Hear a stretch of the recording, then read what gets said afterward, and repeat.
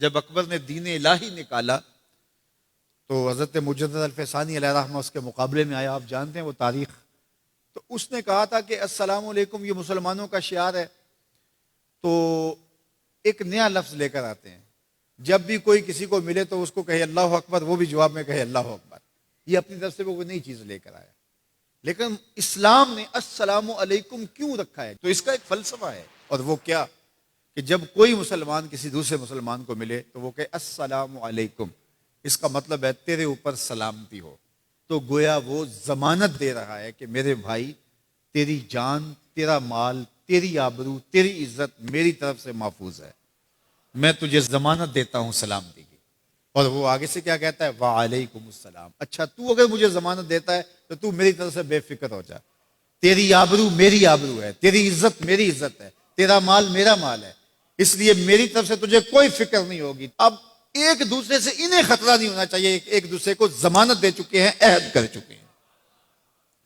اور اگر ہم سلام بھی لیں اور جڑیں بھی کاٹ دیں تو میاں ہم نے سلام لیا ہی نہیں, ہم نے منافقت کی تھی. حضور نے فرمایا افشوا السلام, تو میں سلام کو پھیلاؤ. یعنی سلام کو پھیلاؤ گے تو امن پھیلے گا. سلام سلامتی سے ہے, یہ آپ امن دیتے ہیں. ہارون الرشید کے زمانے میں ایک شخص کو سزائے موت کا حکم ہو گیا. تو اس قیدی سے پوچھا سزائے موت سے قبل تیرا آخری حق. اس نے کہا کہ میں بادشاہ سے ملنا چاہتا ہوں. انہوں نے کہا ٹھیک ہے. بادشاہ کو کہا کہ سزائے موت کا قیدی ہے, تو وہ کہتا ہے میں بادشاہ سے ملنا چاہتا ہوں. بادشاہ نے کہا لے آؤ.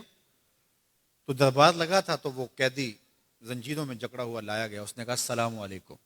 بادشاہ نے کہا وعلیکم السلام. آخری خواہش پوری ہو گئی. جلاد لے جانے لگے, قتل کرنے لگے. کہا تو مجھے قتل نہیں کر سکتے. کہا کیوں؟ کہا بادشاہ نے میری ضمانت دے دی ہے, مجھے آزاد کر دیا. بادشاہ نے کہا میں کب کیا؟ کہا تم نے کہا نہیں وعلیکم السلام, تمہیں سلامتی ہو. تو جس کو تم سلامتی کہہ چکے ہو تو کیا اس کے اوپر سزا ہو سکتی ہے؟ تو بادشاہ مسکرانے لگا, کہا جاؤ میں نے اس کو آزاد کیا. وعلیکم السلام کہہ دیا تو پھر سلامتی ہوگی نا. اسی لیے ہم کہتے ہیں حضور پہ سلام پڑھا کرو. حضور پر جب سلام پڑھو گے تو حضور بھی سلام کا جواب دیں گے. وہ کسی شاعر نے کہا تھا, وہ شعر پتہ نہیں وزن میں ہے کہ نہیں, لیکن شعر مجھے بڑا اچھا لگتا ہے کہ درود پڑھنے سے ثواب ملتا ہے, سلام پڑھنے سے جواب ملتا ہے. درود پڑھنے سے ثواب ملتا ہے, سلام پڑھنے سے جواب ملتا ہے. تو ہمارے جو لفظ ہیں ان لفظوں کے پیچھے ایک فلسفہ ہوتا ہے. تو فرمایا المسلم من سلم المسلمون من لسانہ و یدہ. اور یہ ہم نے اپنے اولاد کو بچپن سے سکھانا ہے.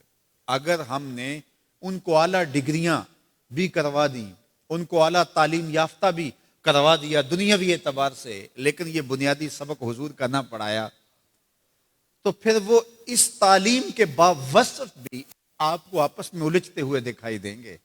اعلیٰ ڈگریوں کے باوجود بھی آپ ایک دوسرے کا گریبان ان کو نوچتا ہوا آپ دیکھیں گے, اس لیے کہ انہوں نے اسلام کا یہ بنیادی سبق تو ماں کی گود سے پڑھا ہی نہیں ہے. یہ پڑھانا ہے کہ مسلمان وہ ہوتا ہے جس کے ہاتھ سے اور جس کی زبان سے دوسرا مسلمان محفوظ رہے.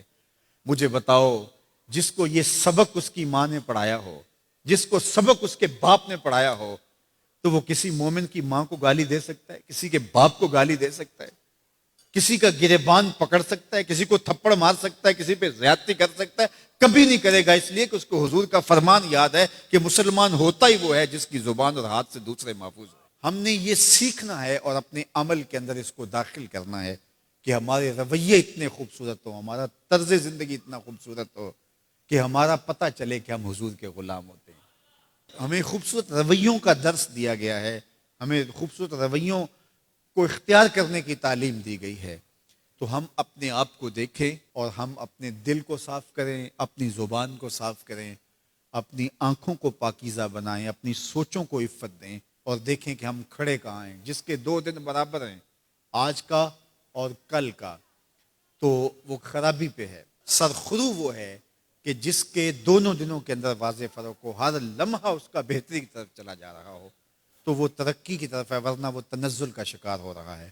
تو ہمیں یہ سبق دیا گیا کہ قد افلح من تزکا, کامیاب وہی ہوا جس نے اپنے من کو ستھرا کیا, اپنے باطن کی صفائی کی, اپنے اندر کو پاک کر